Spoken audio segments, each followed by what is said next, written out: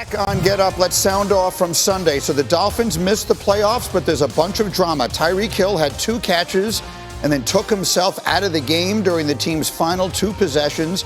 He had the worst season of his Dolphins tenure, and in the locker room afterwards, he said this.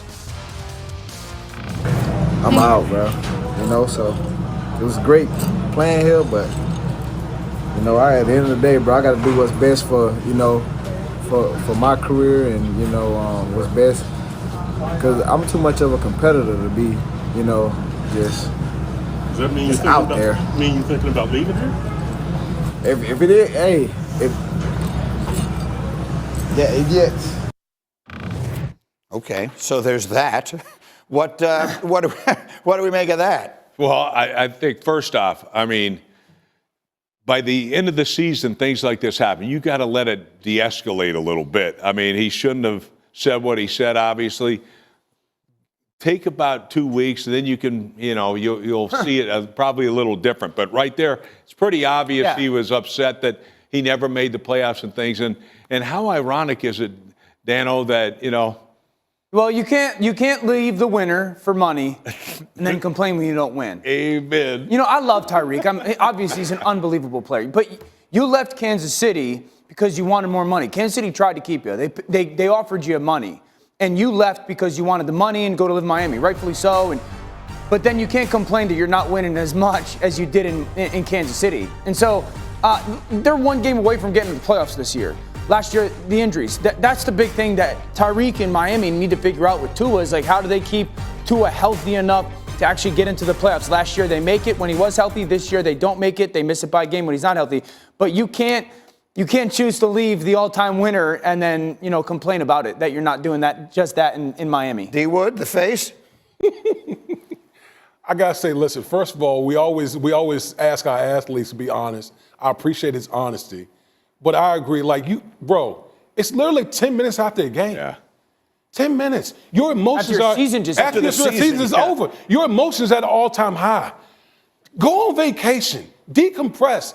If you're feeling that way at that time, then so be it. But to say that with the guys you just played with in the locker room, to me, it's disrespectful. That being said, if I was the New England Patriots, I'd be like, so how real is this? How real is it? Because if I got a young quarterback and that's a guy that you no brainer to add if you think you got a young stud. Well, if you're the Patriots. Miami got bigger fish to fry. Which are? You got to figure out the quarterback spot. Well, yeah, the quarterback doesn't bring anything to the table as far as playmaking ability. That's what I'm talking about, Dan. All right. No. Playmaking ability. Dan. We're not going to turn this into a smear. No, but that's not my overarching point. He's not a force multiplier at the quarterback position. That's number one. And number two, Miami is soft.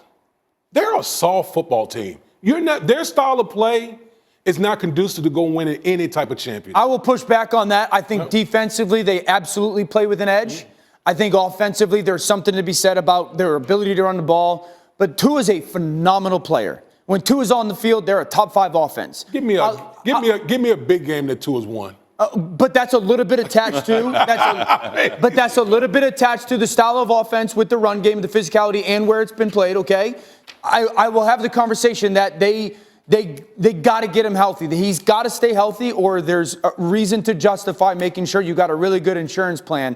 But he can play. Well, the thing is that Tua certainly can play, but to just assume there's a magic thing that all of a sudden we're going to keep him healthy. This is the same guy that had 5 operations coming out in college. I know. And you're surprised. I think that's where the Tyreek frustration is really coming from. Yeah. But if you get hurt in college, you're going to get hurt in the pros. The reality has been when Tua Tagovailoa has been healthy, they've been really good. Their backup situation has not always worked out so well, and they missed the playoffs this year. I've got another sound off here. The New York Jets in that game got their 5th win of the season. Aaron Rodgers became the 5th player ever to throw 500 touchdowns. He had 4 yesterday, 28 on the season, the 3rd most in the Jets single season history. And after the game, he addressed his uncertain future with the Jets.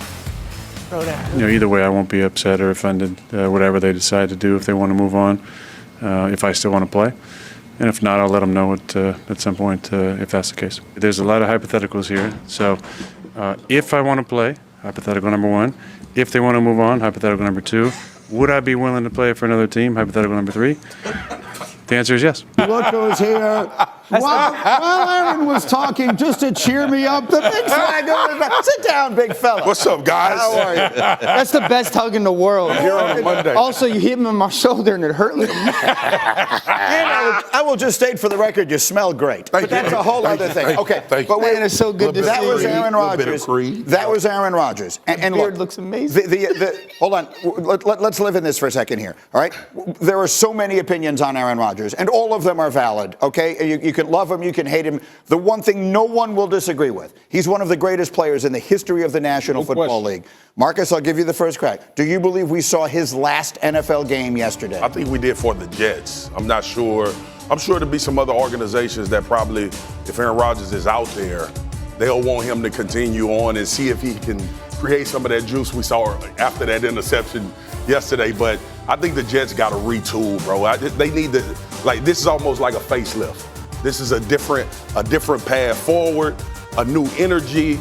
You got to try to find a quarterback. Obviously, everyone knows that. But I think you need to start that search and try to figure out where the future lies for the New York Jets. And I believe they believe that's not in Aaron Rodgers. That's fair. But Dan, so what does he have left? He's going to be a 42-year-old man, 2 years removed from an Achilles injury, a very, very serious injury. There have been a few little ups and a lot of downs the last seasons that he has played. Is he someone's answer next year? Oh, I think so. I think Aaron Rodgers is still capable of playing winning football. I would say over the last 8 weeks, he kind of has. Not maybe for all 8, but there's been a significant uptick in play. If you've watched Enigma at all, you think he still wants to play football. That's my takeaway as well. I think that there's teams that need quarterbacks for next year that aren't going to get that question answered. Top of my head, what does New Orleans do? What does the Las Vegas Raiders do? Shoot, what does San Francisco do? They got to make a decision as well. And so there's a lot of teams out there that are sitting there with the Cleveland Browns. And so I would like to see him in a dome or a warm weather place just because the age and whatnot, but I still think he could play winning football. Super quick. Aaron Rodgers a starter in the NFL next year, yes or no? Yes. I do, just not with the Jets. I agree with that. Quick final word. Yeah, I mean, ditto. I think the same thing. I think he still has great ability to throw the football. I think he is a starter in the league next year. I think the San Francisco one is really interesting. They've got interest. That's going to be a really fascinating one to watch. All right, as you can see, the big Swagoo was here. We're recapping